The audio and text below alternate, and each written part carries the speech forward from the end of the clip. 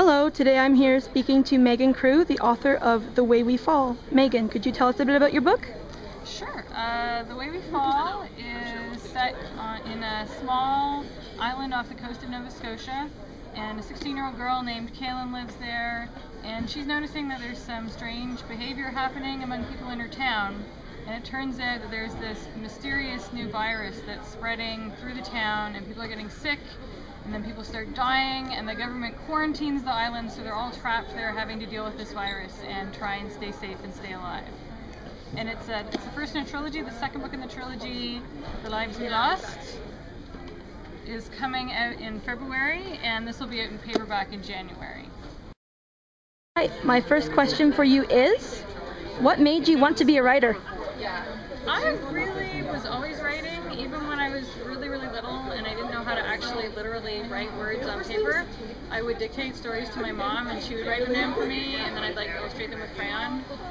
So it's just been something that I always do and I've always loved doing, and so it was natural then as I got older that I was like, oh, people get published, maybe I can get published too, and I started sending out stories to magazines and book publishers and stuff.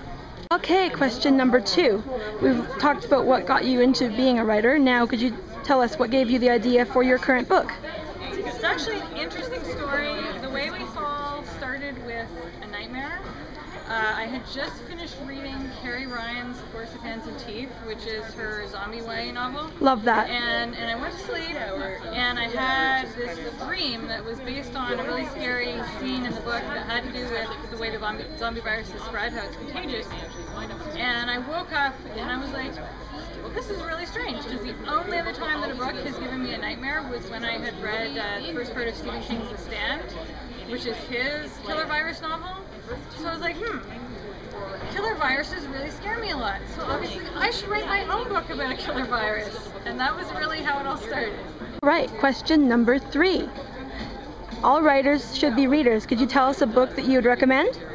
One of my favorite books that I've read this year is Codename Verity by, I'm not absolutely sure I pronounced her name right, Elizabeth Wein, I'm not sure which one.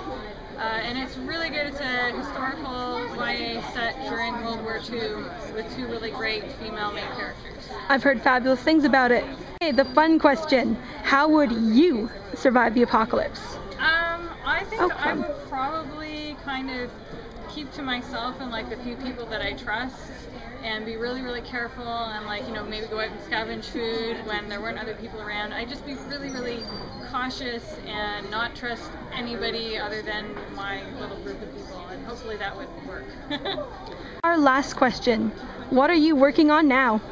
I'm actually just waiting to get revision notes on the 3rd book in my trilogy, which is completed, and I need to revise it now for my editor.